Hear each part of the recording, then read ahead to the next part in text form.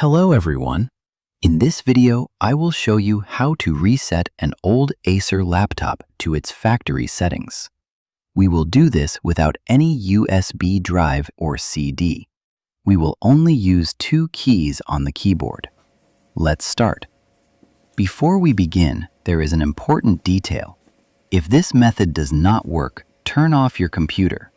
Then, turn it on and press the F2 key repeatedly to enter the BIOS screen. Go to the Main tab. Make sure the D2D Recovery option is enabled.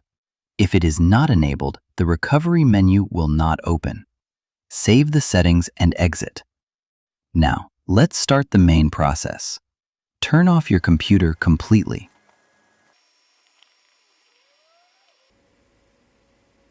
Press the power button. Immediately, press the Alt and F10 keys together repeatedly. Now you see the Acer Explore Beyond Limits logo on the screen. This means we are on the right track. The system is opening the recovery menu.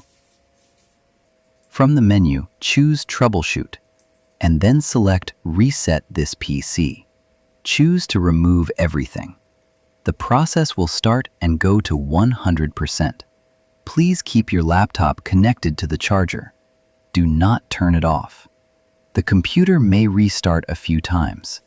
This is normal. The process is successfully completed. Now, the original language and region selection screen is here. Select your settings and click Next.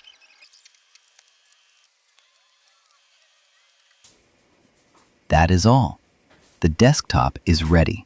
The best part of this method is that all original Acer drivers and applications are automatically installed. The computer is now clean and fast, just like the first day. This method works for almost all Acer models from that era, including Aspire E15, ES1, and V3. If this video helped you, please like the video and subscribe to the channel. See you in the next video. Goodbye.